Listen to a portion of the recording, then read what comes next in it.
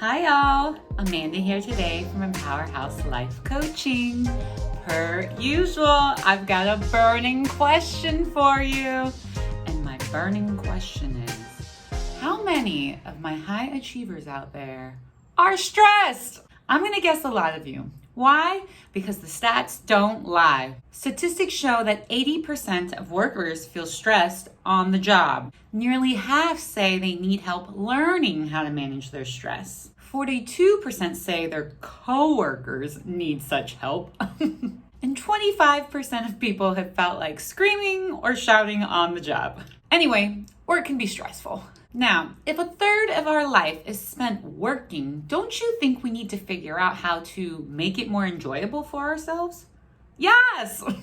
Yes. But more than that, what about the effects of stress on our bodies? If we don't take care of our bodies, where will we live? Now, in this video of how to reduce your stress, part 1, this is one of 3 people, we're going to talk about how your body responds to stress versus relaxation. But before we do, what is stress? Stress is a feeling of being overwhelmed or your inability to cope with mental or emotional pressure. Stress is our body's response to pressure. Now, what do I mean by that?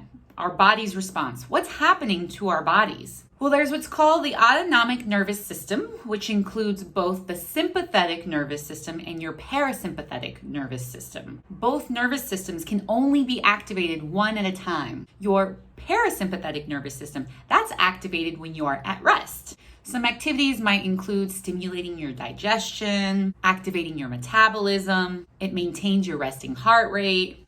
The body heals really well when the parasympathetic nervous system is activated. And when your sympathetic nervous system is being activated, there are a lot of changes happening in your body. You get a more accelerated heart rate, your blood vessels become more constricted, your blood pressure increases, the blood removes itself from your stomach into your arms and your legs because it's preparing for you to run, and so much more.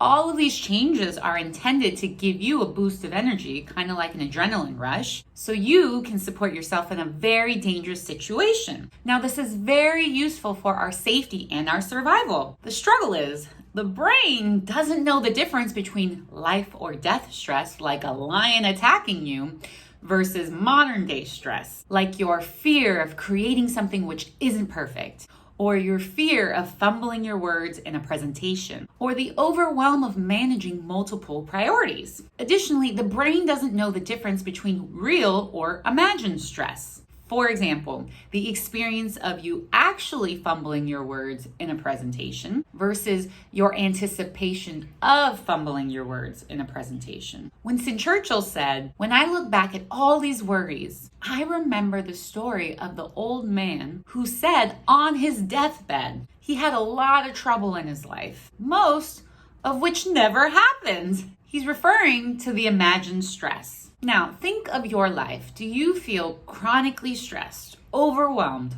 on edge? If you do, it's time to start getting curious and question how you're currently approaching work, how you're currently approaching all the different areas of your life. Why? Because chronic stress is not good for you. When you're chronically stressed, the sympathetic nervous system is consistently being activated. And when it's consistently being activated, there are some pretty damaging long-term effects on your body. Tune in to How to Reduce Your Stress Part 2 to learn the top 6 long-term effects that stress has on your body.